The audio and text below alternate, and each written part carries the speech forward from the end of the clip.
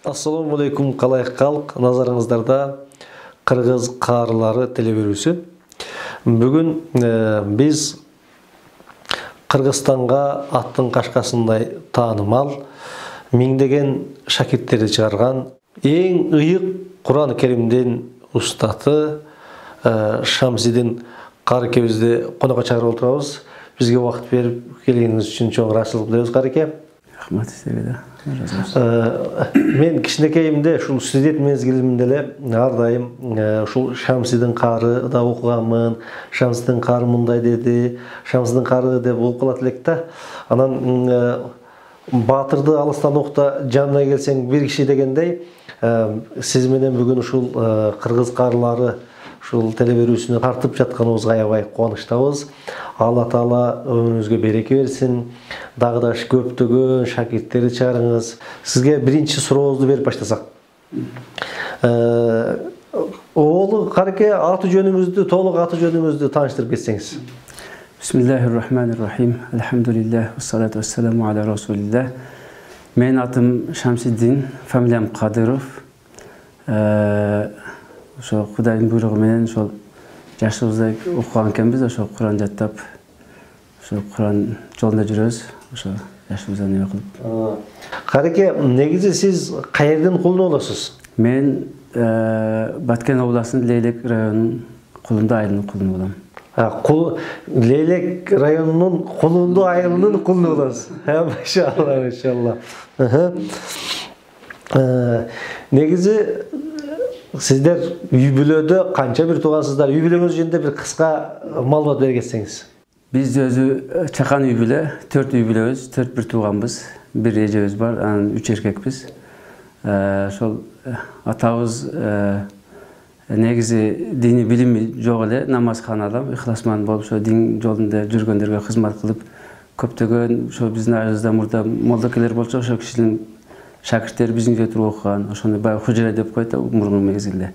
Ошолорго кызмат кылып, үйдү бөлүп берип, баазы заманда квартира дейт, ошо бекерле берип, окутуп, неме балдарды окутуп, неме кылып жүргөн. Атам өзү ошол негизинен ошол айтсам колхоздо ошо баягы мал чарбада жүргөн киши. Анан бизди окуткан бардыгыбызды. Мен Сизди карычылыкка окутту? Мен карычылыкка окутту. Менин чоң агам илим окуган адам. Ал дагы дини илим окуган. Дини илим окуган. Машалла.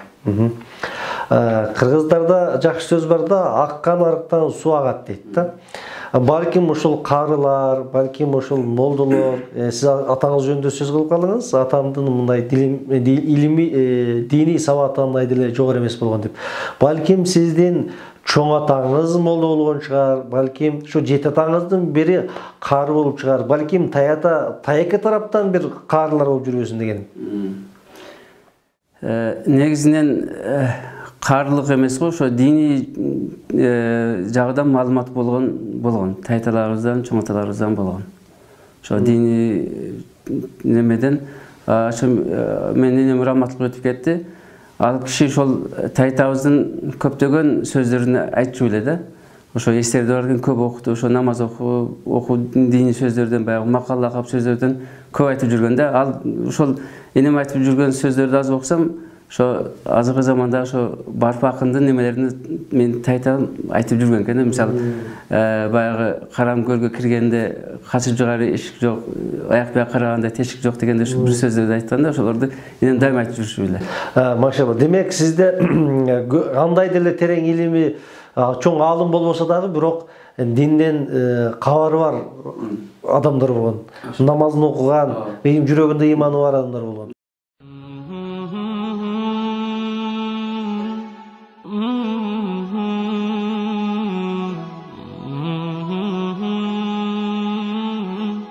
Кареке, сизге ушул Куран жаттаганыңызга эмне түрткү болду? Кантип сиз Куранды жаттап алдыңыз? Мен ошо 11-12 жашымда билем, бизде карылар жок эле. Эсептелүү карылар болгон. Анан ошол мезгилдерде бизде азыр Кыргызстанга эле эмес, Орто Азияга таанымал Анарбай Кареке чыккан. Бизде азыр ушул Кыргызстанда жашайт. Биздин эң үлгү туткан инсаныбыз ушу киши. Анан ушу кишилер ошол мезгилде Куранды жаңы жаттап, ошо айылдарга таравих намазга хатымга өткөн келет эле. Орозо мезгилинде Куран жаттап жүргөн Анарбай карылардын демек студент, окуучу болуп жүргөн мезгили. Окуучу мезгил. Биз жаш кезбиз. Орозодо хатымга өткөн келишет. Хатымга өткөн келишет. Ошол мезгилде карекелерди сыйлап, аксакал адамдар төрөгө өткөзүп, ал кишилер Куран окутуп, неме кылганда биздин көзүбүзгө кудум бир периштени көргөндөй көрөт элек ал кишилерди. Биз да ошол кишилерди көрүп, өзүбүзчө ошондой болот экенбизби, ошондой бир Куран окуй алат экенбизби деген бир өзүбүздө бир сезимдер болчу да. Ошо карекенин немеси биздин каар болушубузга түрткү болгон.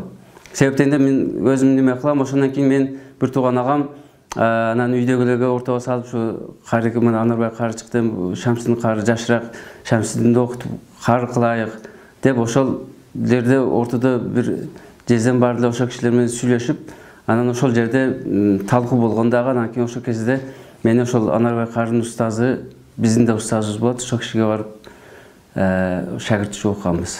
Ошондо Куранды каерге барып үйрөнүп, каерден жаттап атасыздар? Биз Өзбекстандын Андижан облусунда ошол жерде Абдулбакы кары деген устазыбыз өткөн, ошол кишинин колунда жаттадык. Демек Куранды Өзбекстанда жаттадыңыз? Өзбекстанда. Демек биздин Анарбай карлар дагы ушул Өзбекстандан жаттап келишкен. Ошол жерде жатташты. Машалла. Сиз анан Куранды толук 30 параны толугу менен жаттап бүттүңүз.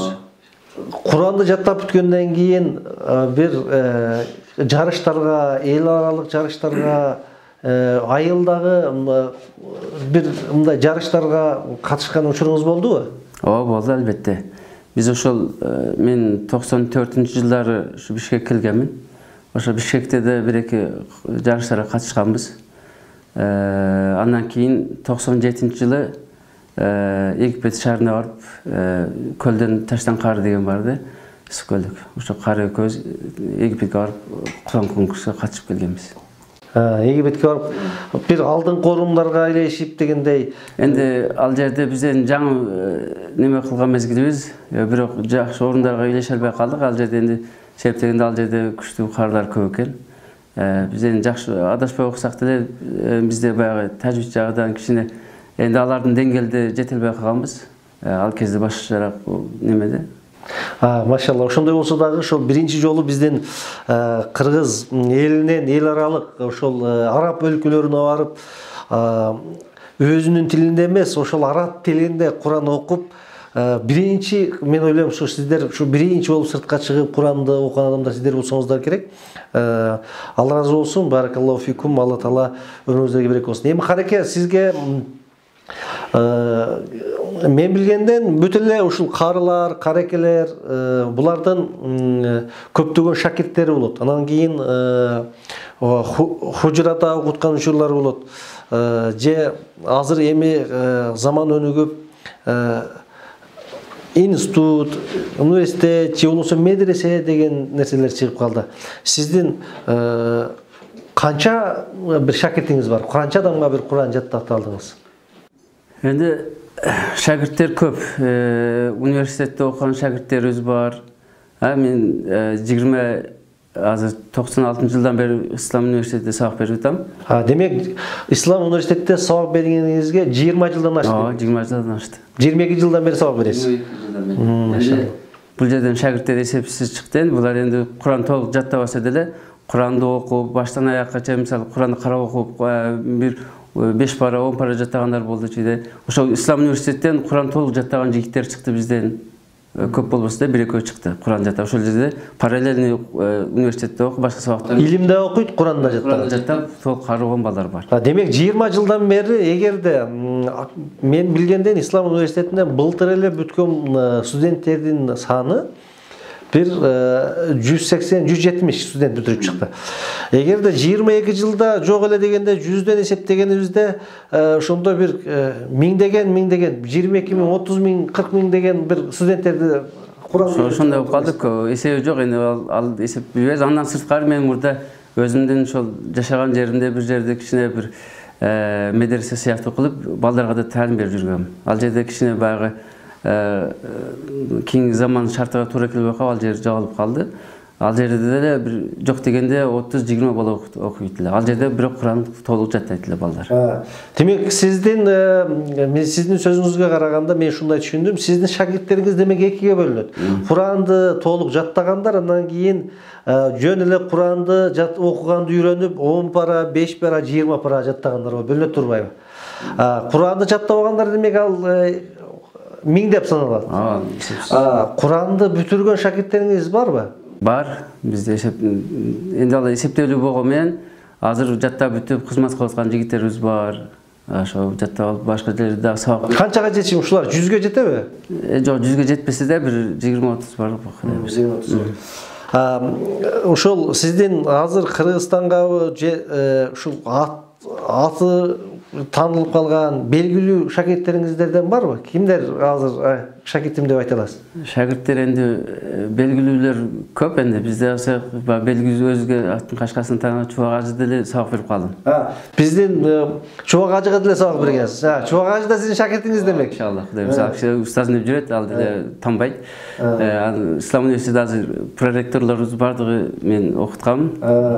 Демек Бакыт Ниязов, Абдубасир Нусурович, Нурлан Масылбаев деген бул проректорлордун баарын сиз окуткансыз. Машалла. Дагы башка? Ошол башка дагы андан башка азыр бизде мына Бишкекте биринчи кадам кайрымдуулук мекемеси бар, биринчи кадам деген окуу жай бар. Ошол жерде Нематулла деген жигит ошол жерде башкарып окутат. Ал бирок толук Куран жаттаган. Ал да сиздин шакиртиңиз? Ал да менин шакиртим Нематулла Набиев деген. Ал деле менин шакиртим, ал Куран толук жаттаган. Машалла. Демек, сиз негизи бүгүнкү күнү жашыңыз канчага жакындап калдыңыз? 45тен өтүп 46.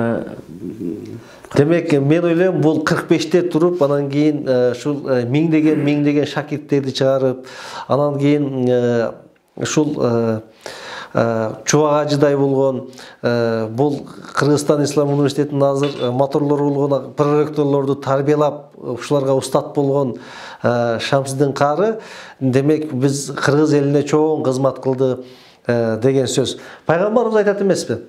Хайрукум ман таалламал Кур'ан ва аллама. Силердин эң жакшыңар Куранды үйрөнүп, анан кийин Куранды башкага үйрөткөнүңөр деп айткан эмеспи? Ошондуктан мен ойлойм, сиз Алла Таалам сизге өмүрүңүзгө береке берсин дагы бир жолу. Жакшы ушу өзүңүзгө окшогон каарылар, урпактарды берген болгон болсун.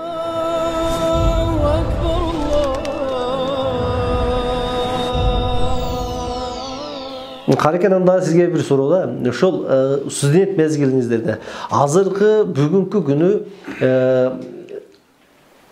эл башчыларыбыз деле, депутаттар деле мындай уруксат берип, илим алыш, ислам жөнүндө окуш мындай аябай жеңил болуп калды да.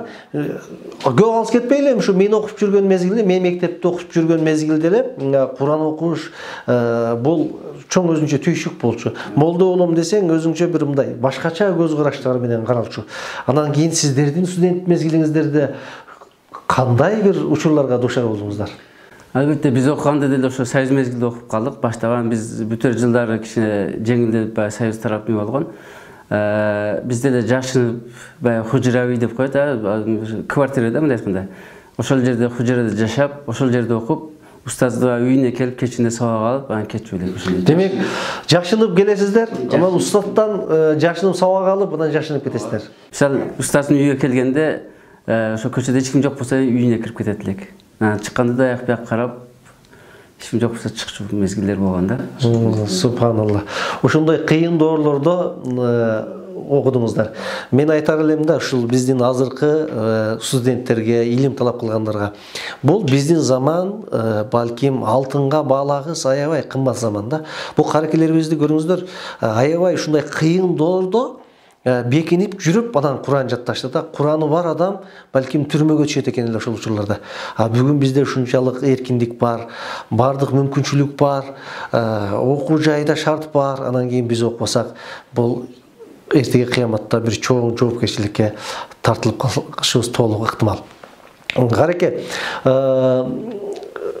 анда эмесе сиздин өзүңүздүн үй бүлөңүзгө токтолуп кетсек, сизде мен мындай алыстан угуп, анан билип жүргөндөн ушул көп балалуу болуп, эң жаш, анан эң көп балалуу болуп, ушул үй алды деген бир сөздөрдү дагы мен угуп жүрөм да, ушунун бир чын төгүнүшүн өзүңүздөн угуп койсоң. Албетте. Алла Таала берип 10 перзент болдук. Машалла. Ошондо канча жашыңызда 10 перзент болдуңуз? 41 жашында. 41 жашыңызда 10 бала 42 жашта ошондой болуп калдык. Машалла. Алла берип ошол болуп калды. Анан 2014-жылы ошол KG Group компаниясынын курулуш компаниясынын башчысы ошо Имамдин Ташевдин демилгеси менен бир акция жүргүзгөн экен. Эң 40 жашка чейинки эң жаш эң көп балалуу үй бүлөгө бир ошол 3 бөлмөлүү пәтер деп. Ошонун негизинде ошо катышып калдык. Кудай буйруп ошол акциянын немесине жеңүүчү болуп калдык дагы. Алла буйруп ошол квартирага ээ болдук. Ушул 10 баланын сиздин жолуңузду жолдоп арасынан кары болгондор, молдо болгондор чыктыбы? Жолун жолдоп эң туңгуч уулум азыр 23-24 жаш, 23 кирип калды. Ал да Куран толук жаттады. Толук жаттап азыр айылда медреседе сабак берип атат ал деле. Атасынын жолун жолдоп, демек бир уулуңуз толук Куранды толук жаттап кары болду. Кыздарыңызданчы? Кыздарым Куран жаттаган жокко, ошо илим жолунда чоң кызым Ислам университети бүттү өзүздө. Ал да турмуш жолуна аттанып кетти, бир балалуу болду. Анан кичи уулум да медреседе окуду, бирок толук окуй албай калды. Ал деле бир 10 парадай Куран жаттады. Азыр энди турмуш шартка байланыштуу кичине соода сатыкка чыккан, иштеп атат. Демек ал деле демек көп Куранды толук жаттабаса деле 5-10 пара жаттаган турбайбы? Машалла. Андан кийин караке бизге андан кийинки сурообуз Куран жаттап жүргөн учурда бир кызыктуу, бир олуттуу кандай бир окуяларга дуушар болгон учурлар болгон? Эми кызыктуулардан бирөөсү эле ошол биз жаштык мезгилибизде ошо айтпадыкпы, союз мезгилинде кичине баягы коркунучта окуп жүрдүк. Анан ошо мезгил окуп жаткан мезгилибизде эле бир жерде ошо бир хужура деп коебуз го, хужура баягы квартирага кичине мелиция келип балдарды ыз-чуу кылып кармаган экен ошол кез мезгилде. Анан баягы коркконубуздан биз деле чыгып кеткенбиз да, энди баягы түн жарымда чыгып, анан вокзалга барып вокзалдан бир жака кетебиз деген ой болгон. Мен жаш болгом ошол кезде бир 16-15 жаштарда. Анан көчөгө чыкса эле милициялар эле жүрөт да. Кудум бизди издеп чыккандай эле көзгө коркуп аякпай алаңдап жүрөбүз. Ошол мезгилде бир-эки милиция колго түшкөнбүз, кармап калган. Анан кийин ошол эчтемкебиз жок, документибиз жок. Биз апарып ошол детский колоннага алып кирип, жаш балдарды караган неме бар экен, ошол жерге алып кирип, ошол жерде бир 5-6 күндө жатканбыз. Анан ата-энебизге кабар барып, аяктан атам келип чыгарып кеткен, андай болуп. Энди ал жерде биздин окуганыбызды билген жок, эми көчөдө тентип жүрөт деген эле бир неме менен не болуп калганбыз да.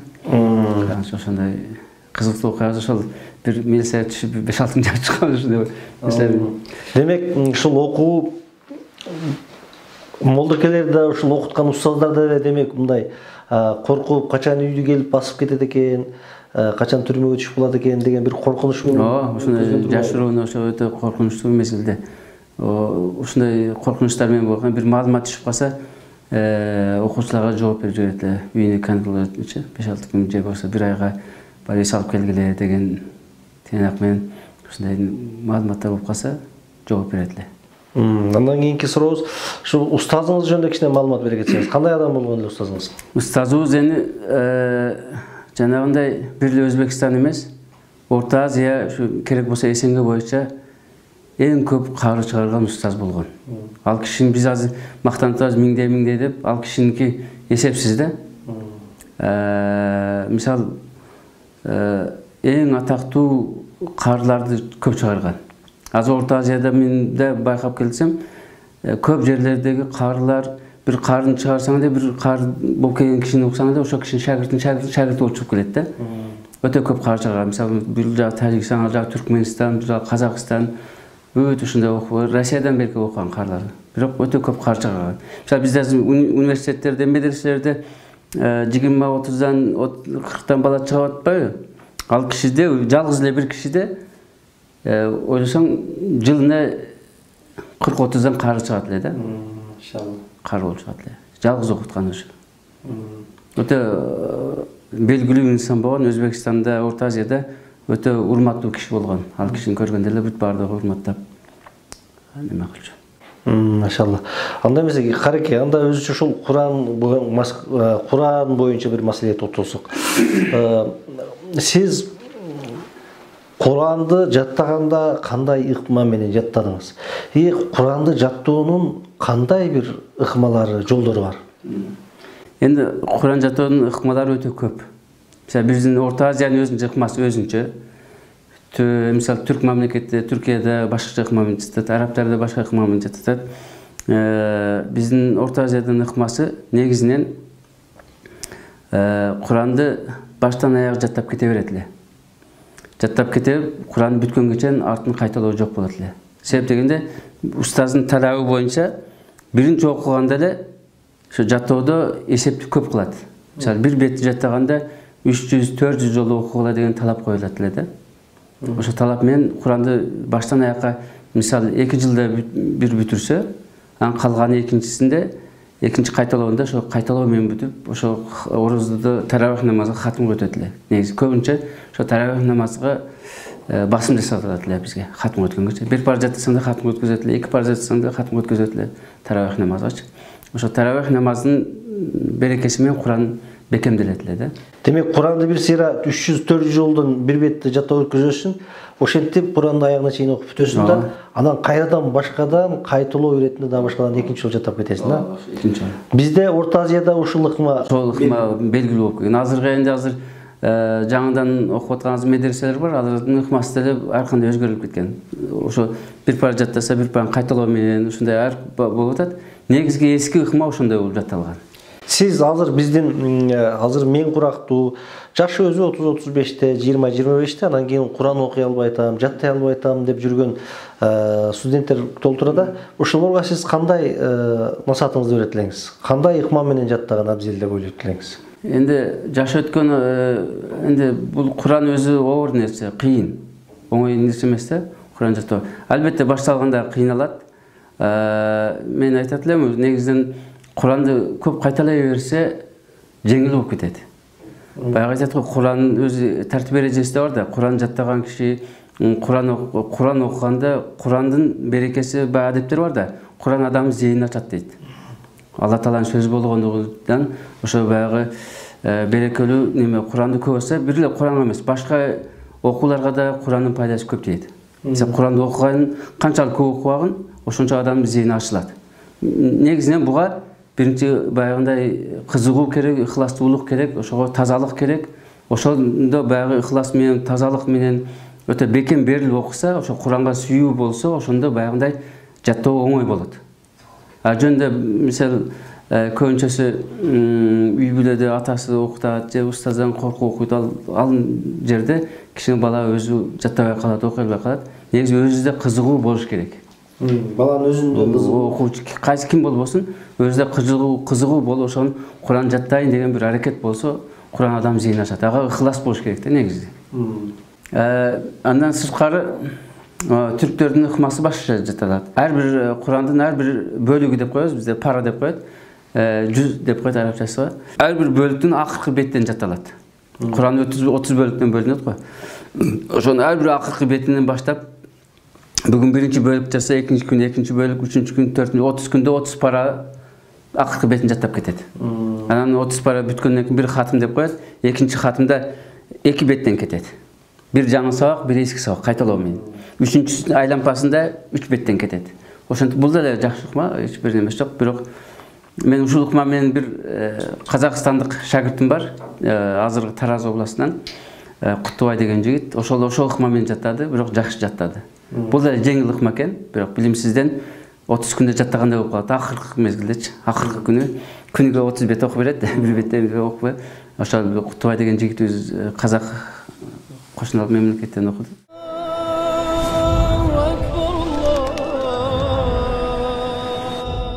Демек, сиз Куран окуу ыкмаларында кайсы бир ыкма менен окусаңыз деле бир маселе жок. Маселе жок. Ал баягы ошо өзүдө кызыгуу болуш керек, өзүдө ошого бир сүйүүсү болуш керек да. Ошо Кур'ан окуганга бир негизинен Кур'ан жаттаганга адам өзү таза болуш керек, баягы такыбалык деп коебуз го. Ошого бекем болсо, ошо Кур'ан жакшы жат болот иншалла. Кур'анды жаттап атам, бирок тез эле унутуп калып атам деген каракелерибиз да көп да. Алар кандай? Бул жана айтпадым, биз 300 жолу, 400 жолу окуйбуз депчи. Ошо тез эле эстен чыгарган киши аз эле окуп жаттабаган болот да. Bir 10-15 жыл окуп жаттап алат, тез эстен чыгып калат. Азыркы мезгилде мисалы университетте балдарыбыз, кыздарыбыз окутуп атабыз. Алар деле мисалы кээ бир ар кандай болот да, 5 кол бирдей эмес го. Бирөөсү тез эле жаттап алат дагы, эртеси 1 сааттан кийин, жарым сааттан кийин окуп бере албай калат да. Ошо аз окугандыгы ошондой болот. Сабак эле өткөзүп берет, сабактан кийин эстен чыгып калат. Эстен чыкпаш үчүн кайталоону көп кылыш керек Кур'анда. Анда эмесе кареке ушул кыргыз элине ушул негизи Кур'ан-ы Карим бар эле ыйык, бар эле бар тилине окугун келет да. Бирок ошондой болсо дагы кээ бир адамдын мындай өз сүйгөн аяттары болот да. Ушул өзүңүз жакшы көргөн, өзүңүз мындай дайым окуп жүргөн бир сүрөдөн бир сөзү бир кыска нуска кылып окуп берсеңиз. أعوذ بالله من الشيطان الرجيم بسم الله الرحمن الرحيم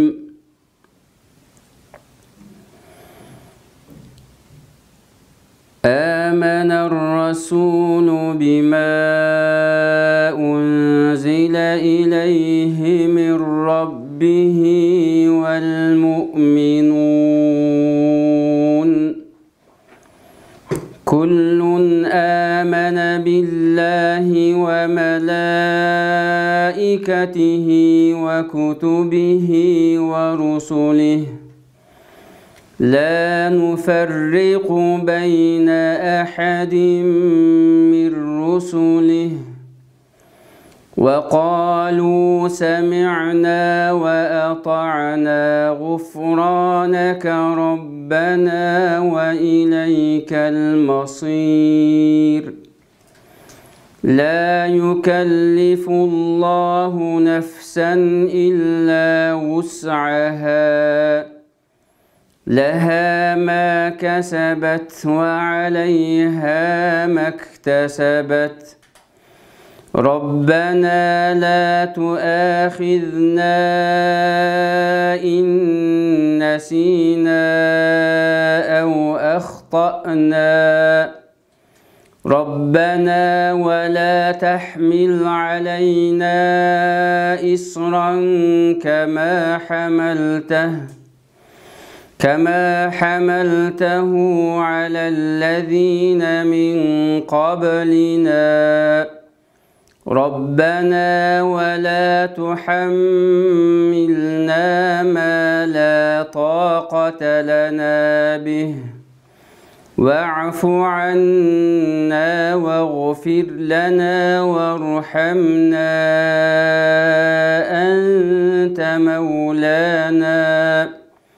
أنت مولانا فانصرنا على القوم الكافرين صدق الله العظيم سبحان ربك رب العزة عما يصفون وسلام على المرسلين والحمد لله رب العالمين. Maşallah, maşallah. Allah Teala günümüzge bereket versin. Amin. Rahmet Allah razı olsun. Ustaz yanında mesela uşul Kırgız elinde akırkı sizden uşul kayrılığınız, halak tüleginiz degi sizge erkin mikrofon versek. Men Kırgız elime kalağım negisi şu жаштар имандуу болуп ошол негизде ошо немеде ошо дин жолунда намаз окуп, Кудайга ишенип, Кудайдын бирлиги, пайгамбардын хак экендигине билдирип неме кылып, ошо таза жүрсө Кыргызстаныбыз өнүгө өсөт дегенмин. Андан кийин ошо жаштарыбызга насаатым ошол негизинен ошо Куранга көп көңүл буруп, Құранды көбірек жаттап, қарлар шықса, Құдай бұйырса Қырғызстанымыз өніп өсе деген тілектешмен. Қарлар көбейе берсін, Қырғызстанымыз өніп өсе берсін. Себептен аз жаштарымыз жақсы шығып жатады. Құран жаттаған аз дүниелік жарыстарға көп шығып жатады. Жаштарымыз алдыңғы орындарды алған жігіттеріміз бар. Ошомен ошондай бір жаштарда көбейсе деген тілек бар. Құдай Таала жеткізсін ушундай жакшы тилектерге. Анда эмесе устаз, ушул алтындай болгон убактыңызды бөлүп бизге майык куруп бергениңиз үчүн терең ыраазычылык билдиребиз. Алла Таала алтын башыңызды аман кылсын. Ар дайым ушинтип жарык маанайда кыргыз элибизге эмгек кылып, миңдеген ушундай имандуу шакирттер чыгарып жүрө бериңиз. Алла Таала урпаңызга береке берген болсун. Алла Таала ушул илимибизди эки дүйнөгө пайда бере турган илимдерден кылган болсун. Ушуну менен урматтуу теле көрүүчүлөр, биздин кыргыз каарылары теле көрүүчүнүн аягына чыкты. Алла Таала баарыбызга ушул өзүнүн китеби болгон Куран окууну, Куранды туура так окууну насип кылган болсун. Кийинки көрсөтүүдө көрүшкөнчө саламатталыңыздар. Ассаламу алейкум ва рахматуллахи ва баракатух.